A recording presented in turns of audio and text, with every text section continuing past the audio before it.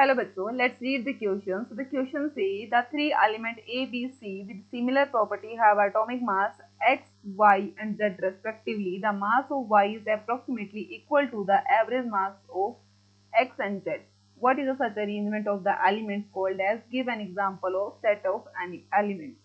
तो चलिए बात करते हैं क्वेश्चन पर। तो हमारे क्वेश्चन का जो की कंसेप्ट है वो किस पर बेस्ड है?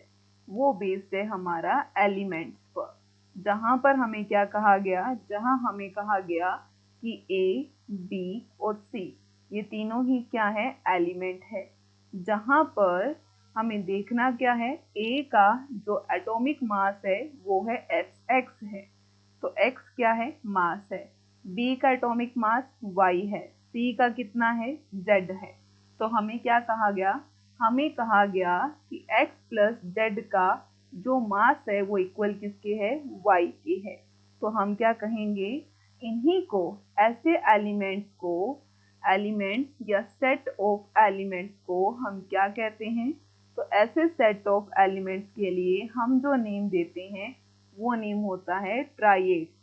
जहां पर हम क्या देख रहे हैं? जहां हम देखेंगे ए, तो ए हमारे पास क्या है? तो ए है हमारे पास लिथियम।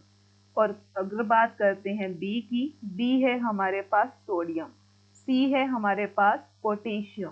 तो हम क्या देखेंगे? हम देखेंगे कि लिथियम का जो एटॉमिक मास है वो है 6.9, सोडियम का कितना है? 23.0। और अगर बात करते हैं पोटेशियम का, तो पोटेशियम का हमारे पास कितना है? 39.0।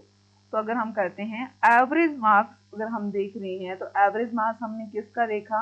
एवरेज मास हमने कहा लिथियम एंड पोटेशियम का।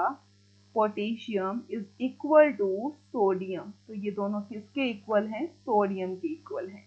सो ये हमारा क्या है? आंसर है। ऐसे एलिमेंट्स को हम कहेंगे triad. I hope you understand very well. Best of luck. Thank you.